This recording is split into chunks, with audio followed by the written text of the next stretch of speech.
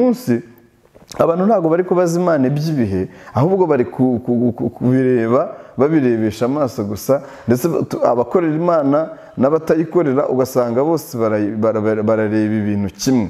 Ariko dukwiriye kugira uwo mwanya tukabaza Imana, tukabibaza, si ibi bintu Mana ni wowe wabizanye? Ese ibi bintu byaturutse kuri wowe? Ese ibi bintu bimeze gute? Tukayisobanuza, ubundi Imana izatugaruza ibyacu byanyazwe.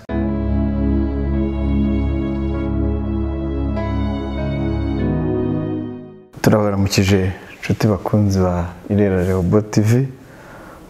Imana ibahereza umugisha kubwo kubana natwe muri iki kiganiro cy'umwuka n'ibitekerezo. Tunejejwe n'Imana mu mutima kuko yongeye kuduhereza uyu mwanya kugira ngo tuganire ku bitekerezo ndetse nuko umwuka akorana n'ibitekerezo byacu, tukarushaho kugenda twunguka ubwenge butuma dukorera Imana nk'uko bikwiriye. Nitwa Reverend Tuyisenge Theophile, ikaze muri iki kiganiro. Dusenga Imana. Mana, turagushimye, bana natwe muri uyu mwanya tugiye kuganira ku ijambo ryawe kugira ngo turusheho koza no gutunganya ibitekerezo byacu binyuze mu ijambo ryawe. Bana natwe kuva dutangiye kugeza dusoje, tubona ubwiza bwawe, mu izina rya Yesu Kristo umwami wacu, amina. Uyu munsi turaza kuganira ku mbaraga zo gutekereza neza. Turaganira ku mbaraga zo gutekereza neza twifashishije ijambo ry'Imana riboneka mu gitabo cya mbere cya Samweli, igice cya 30, umurongo wa mbere kugera ku wa 8. Turaza kandi kwifashisha andi magambo atandukanye turagenda dusoma uko tugenda twigira imbere mu kiganiro. Dusome mu rwandiko muri iki gitabo, mu gitabo cya mbere cya Samweli, igice cya 30 ku murongo wa mbere kugera ku wa 8. Umurongo wa mbere muri iki gitabo cya Samweli mu gice cya 30 uravuga ngo nuko Dawidi n'ingabo ze bagera i Sikulagi ku munsi wa 3, basanga Abameleki bateye igihugu cy'Ikusi n'i Sikulagi. Batsinze i Sikulagi, bahatwitse, banyaze abagore n'abari bariyo bose, abato n'abakuru. Ntibagira uwo bica, ahubwo babanyaze barigendera. Dawidi n'ingabo ze bageze mu mudugudu, basanga bawutwitse, kandi abagore n'abahungu babo n'abakobwa babo banyazwe. Dawidi nabo bari bari kumwe, baherako batera hejuru, bararira, baraboroga, bageza aho batakibasha kurira. Kandi abagore ba Dawidi bombi, Ahinowamu n'umunyayezereli na Abigayeli wari muka Nabali w'i Karumeli, nabo bari banyazwe. Maze Dawidi arababara cyane, kuko abantu bavugaga nk'abenda kumutera amabuye. Abantu bose bari bafite agahinda, umuntu wese ababajwe n'abana be b'abahungu n'abakobwa. Ariko ababajwe n'abana be b'abahungu n'abakobwa, ariko Dawidi yikomeza ku Uwiteka Imana ye. Maze Dawidi abwira Abiyatari umutambyi mwene Ahimeleki ati, ndakwinginze nzanira efodi hano. Nuko Abiyatari azanira Dawidi efodi. Dawidi aherako agisha Uwiteka inama ati, ninkurikira izo ngabo nzazifata.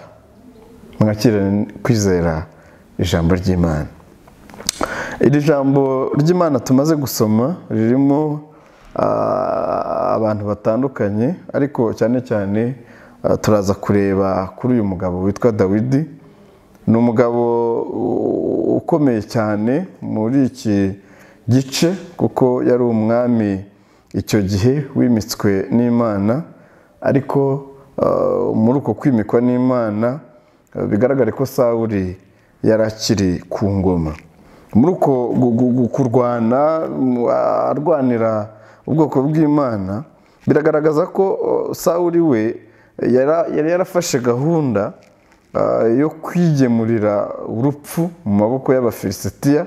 Dawidi we akomeza intambara y'Uwiteka n'Abameleki, niko ijambo ry'Imana ryabitubwiye. Muri iyi ntambara rero turaza gusobanukirwamo ikintu gikomeye.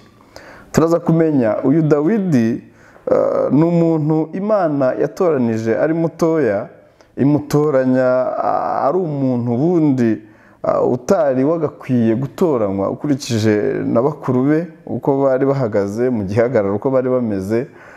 Ariko Imana bigaragara ko itabashimye igatoranya Dawidi, nubwo yagaragaraga nk'umunyagisuzuguriro, ariko Imana yitegereje mu mutima, yitegereje imitekerereze n'imikorere ya Dawidi, imutoranya kuba umwami wa Isiraheli. Aha rero Dawidi n'ingabo ze biragaragara ko bari ku kazi Imana yabahamagariye gukora, ko kurwanya Abameleki. Nuko muri uko kurwanya Abameleki, Sawuli nawe yari yarateshutse ajya mu rugamba Imana itari yamutegetse kurwana. Ni nako n'uyu munsi hari abakristo bafite urugamba Imana yabahamagariye kurwana, bafite ibyo Imana yabahamagariye gukora, ariko bisanga bagiye mu bindi bintu Imana itabahamagariye gukora. Imana yaduhamagariye kwezwa, ariko uzasanga abantu benshi batarimo bagira umwete wo kwezwa, batagira umwete wo gukora ibyo Imana yabahamagariye. Kugira ngo tubyumve neza, ndagira ngo dusubire inyuma turebe Abameleki. Abangaba bahoraga barwanya Abayisiraheli bari bantu ki? Abameleki biratangaje cyane. Bibiliya irimo ubwenge butangaje cyane, kuko Abameleki bari bene Esawu, bakomokaga kuri Esawu. Mwibuke ko Abayisiraheli bakomokaga kuri Yakobo. Bishatse kuvuga iki? Bishatse kuvuga ko Abayisiraheli n'Abameleki ubundi bari abavandimwe, kuko bakomokaga ku bavandimwe. Ariko kubera ibintu bitandukanye byarangiye Abameleki bahindutse abanzi b'Abayisiraheli. Mu gice cya 17 mu Kuva, uhereye ku murongo wa 16, tuhasanga izo nkuru z'uko Abameleki bashatse kuza kurwanyiriza Abayisiraheli mu butayu. Ariko kurwanyiriza Abayisiraheli mu butayu ntabwo byashoboye kubahira. Buriya navuga ngo uzitondere umuntu uri mu butayu. Intekerezo yo mu butayu, abantu bafite imitekerereze yo mu butayu, bene abo bantu Imana irabakunda. Imana ijya ibagenderera ikabarwanirira. Muri icyo gice cya 17 mu Kuva, Mose yahamagaye Aroni ndetse na Yosuwa, abwira Yosuwa, aramubwira ati genda ushake ingabo mujye kurwana n'Abameleki. Natwe turaba turi hano ku musozi dusenga Imana kugira ngo Imana iduhereze intsinzi. Ese mwene data, ujya ubaza Imana ku ngamba uri kurwana?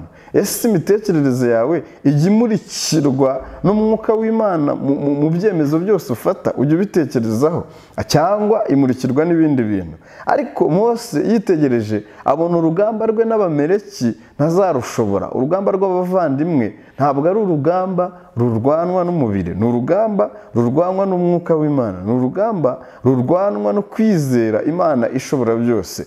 Abasomye icyo gice muribuka ko Mose ubwo yari ari ku musozi yaje kuvumbura ibanga rikomeye cyane. Noneho ngo yazamura amaboko bakamubwira baturabizi Abayisiraheli baratsinze, yayamanura Abayisiraheli bagatsindwa, Abameleki bakabatsinda. Rero haza kuza igitekerezo gikomeye. Aroni ndetse na Yosuwa, Yosuwa yari ku rugamba, ariko Aroni ndetse n'umuvandimwe wa Mose bakabafata akaboko ka Mose, bakavuga bati aya maboko tugiye kuyashyigikira. Bene data, mujya mushyigikira amaboko y'abandi bantu kugira ngo batsinde ingamba barimo? cyangwa se ibigeragezo by'abandi birabanezeza. Rero mu kuzamura amaboko Abisiraheli baratsindaga. Icyo gihe rero kubera kurwo rugamba, kubera kwataka Abisiraheli, kubera kurwanya Abisiraheli, Imana yatanze itegeko rikomeye, iravuga ngo n'ikindi gihe Abameleki muzahore mubarwanya. Hari rero ibitutera n'ibitugerageza, ariko Imana iduha ikaduhereza amategeko ngo ibi bintu muzahore mubirwanya, ntibizinjire muri mwebwe, ibi muzabirwanya ntibizinjire muri mwebwe. Ariko rimwe na rimwe ugasanga twagiye mu ngabano zitari izacu. Rero bigaragara ko nyuma y'imyaka myinshi Sawuli nawe yahawe, avuga ati nibutse ko hari Abameleki basigaye cya gihe, ahabwa itegeko rikomeye mu gice cya 15 mu gitabo cya mbere cya Samweli. Kadusubireyo murebe Sawuli, kuko icyo gihe yaje guhabwa nawe itegeko ryo kurwanya Abameleki, ariko abikora uko yishakiye, ari nacyo cyatumye Imana itoranya Dawidi. Ku murongo wa mbere muri icyo gice ngo hanyuma Samweli abwira Sawuli ati Uwiteka yantumye kukwimikisha amavuta ngo ube umwami wa Isiraheli, nuko rero ube wumvira Uwiteka mu byo avuga. Uwiteka Nyiringabo avuze ngo nibutse ibyo Abameleki bagiriye Abayisiraheli ubwo babatangiraga mu nzira bava muri Egiputa. Aha dukwiriye gutekereza ikintu gikomeye hano. Ese hano ko hari hashize imyaka myinshi, ariko Imana yibuka ko hari ibyasigaye, cyangwa se hari ibyasigaye byari byahemukiye Abisiraheli mu butayu, ibibwira Sawuli avuga ngo icyatumye rero ngushyiraho ni ukugira ngo urwanye Abameleki. Twibuke ko nk'uko natangiye mbivuga, Sawuli yari yarahindukiye areka kurwanya Abameleki nk'uko Imana yari yarabitegetse, ahubwo ahindukirira Abafilisitiya, ariko ari rwo rwari urupfu rwe.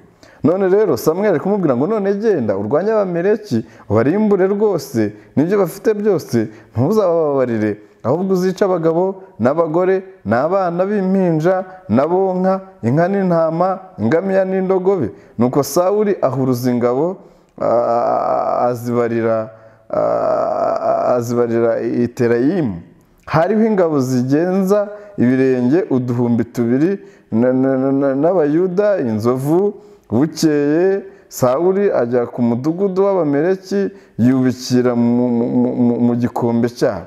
Aha biragaragara ko Sawuli yari agaragaye nk'umuntu ufite imitekerereze myiza, ariko iyo mitekerereze myiza yari afite ageze ku cyo Imana yari yamutegetse gukora, yageze yaritegereza areba umwami abona ni mwiza. Nimukomeza gusoma iki gice muzabibona ngo umwami Agagi areba amatungo y'ibiduhagire, areba intama, areba inka, abona ni byiza. Niko imitekerereze mibi imera, irakwereka wowe ukareba inyuma, ariko inyuma wahareba ukibagirwa icyo Imana yaguhamagariye gukora. Bene data, ndabahamagarira kugira ngo mwumvire Imana kurusha uko mushobora kumvira amaso yanyu, kurusha uko mushobora kumvira ibitekerezo byanyu.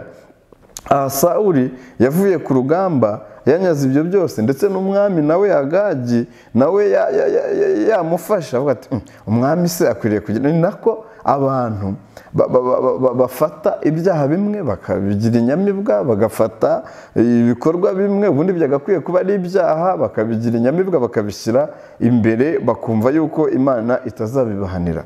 Ariko bene data, ndababwiza ukuri ko icyaha cyose ari icyaha. Ntabwo iki gice cyose nza kukirangiza, ariko nuza kubona umwanya uze kugisoma neza.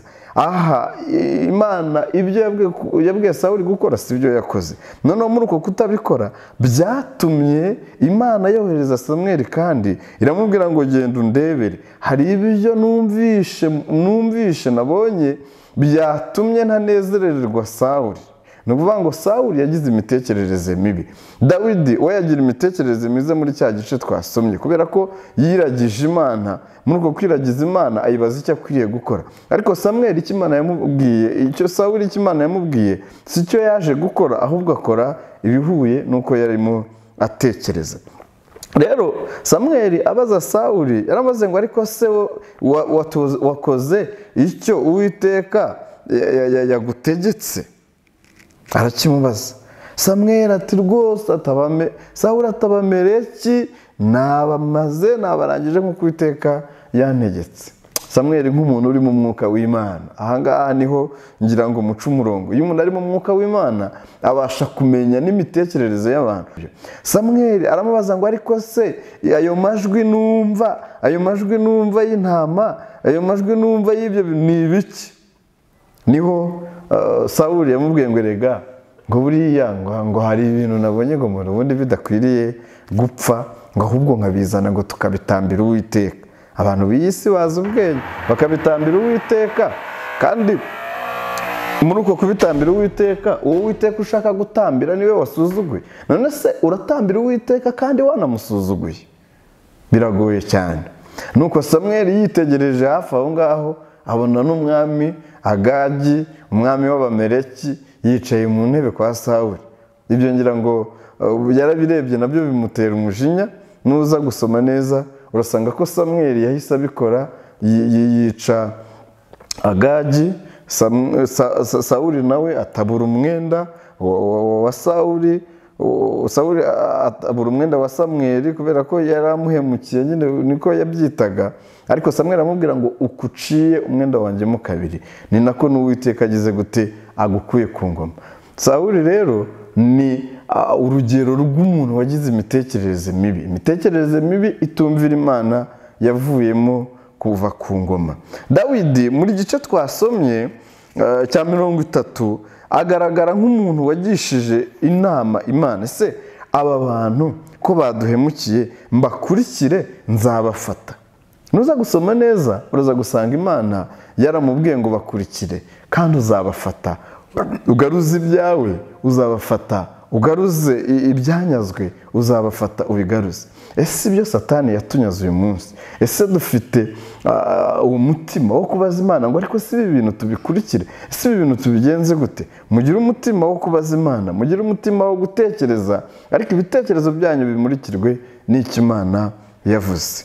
Rero mukwiriye kumenya iki cyuko Imana yishimira umuntu uyikorera ibyo yamutegetse gukora kuruta uko yakwikorera ibyo we atekereje, kubera ko yumva ari byo binejereje. Imana rero ikomeze kuduhereza imbaraga zo gutekereza neza nka Dawidi. Tugire umutima wo kubaza Imana, tugire umutima wo kubaza Imana iby'ibihe. Uyu munsi abantu ntabwo bari kubaza Imana iby'ibihe, ahubwo bari kubireba babirebesha amaso gusa, ndetse abakorera Imana n'abatayikorera ugasanga bose barareba ibintu kimwe. Ariko dukwiriye kugira uwo mwanya tukabaza Imana, tukabibaza si ibi bintu Mana ni wowe wabizanye? Ese ibi bintu byaturutse kuri wowe? Ese ibi bintu bimeze gute? Tukayisobanuza, ubundi Imana izatugaruza ibyacu byanyazwe. Waba waranyazwe ibyishimo, saba Imana ibigarure. Waba waranyazwe umunezero, saba Imana ikugarurire. Waba waranyazwe amahoro yo mu mutima, saba Imana kugira ngo iyagarure. Rero Imana ibahereza umugisha, kandi mumenye yuko imitekerereze yacu n'imikorere ari byo bizatuma izina ry'Imana rihabwa icyubahiro, tukabasha gutuma ubwami bw'Imana bukomeza kwaguka, kandi muri byose tugakomeza guhabwa umugisha uturutse ku Mana. Dawidi rero yarahiriwe agaruza ibye binyuze ku kubaza Imana. Nawe rero gira iyo imitekerereze zibaza Imana, imitekerereze itekereza ngo ariko Kristo iyaba ari we wari uri hano abakoze nk'ibi ngibi nkoze, ese Imana iyaba yari ihari hano mba nkoze ibi ngibi. Kuko impamvu akenshi tuyoba ni uko tudatekereza yuko turi kumwe n'Imana, ahubwo tugatekereza yuko ibyo dukoze tubikoze mu izina ry'Imana ariko mu mitekerereze yacu. Ibyo rero ntabwo bishoboka. Dukwiriye kuba tuyoborwa n'Imana, kuko imibiri yacu ari iyo gushyira mu bikorwa ibyavuye mu mutwe, kuko imibiri yacu ari iyo gushyira mu bikorwa ibyavuye mu bitekerezo. Umwuka w'Imana akwiriye kuba ayobora imitekerereze yacu, noneho tukarushaho gufata icyemezo gikwiriye. Ntidufate icyemezo nk'icya Sawuli. Imana yategetse kurimbura Abameleki, yarangiza we yakwitegereza akabona bo ni beza, akabona ibintu byaho ni byiza. Uyu munsi Imana yadutegetse kurimbura ingeso zose za kamere, kurimbura ibyishyira hejuru mu kurwanya Imana, ari byo byaha. Uyu munsi rero turacyatoranya tukabishyiramo ibyiciro bitandukanye, tukavuga tuti iki ntacyo gitwaye, tukavuga tuti iki ntacyo gitwaye. Ariko ndababwiza ukuri yuko Imana itazabura gushyira mu rubanza umuntu wese wakoze ibizira. Dusenga Imana, dusaba Imana kugira ngo Imana ikomeze kuduha kuyigisha inama, iduha umutima wo kuyigisha inama, iduha umutima wo kuyikorera nk'uko bikwiriye, maze muri byose turusheho kubona izina ry'Imana rihabwa icyubahiro hagati muri twebwe. Dusenga Imana. Ugize neza Mwami, kuri Dawidi wakoresheje imirimo y'ubutwari turagushimye. Atwigishije ikintu gikomeye ko dukwiriye kukugisha inama. Ibyacu byanyazwe, ibyacu byagiye, ingorane zaje, ibikomeye byaje. Dushaka kugira ngo Mwami tujye tukugisha inama. Kandi mu kukugisha inama harimo byinshi. Harimo Mwami Imana gutekereza kuri Imana ishoboye byose. Bana natwe rero, maze mu byo dukora turusheho kugaragaza kuri Imana ishobora byose, turusheho kugaragaza Mwami Imana ko twahamagariwe gukora umurimo wawe. Icyubahiro n'ikibi cyawe mu izina rya Yesu Kristo Umwami wacu. Amen.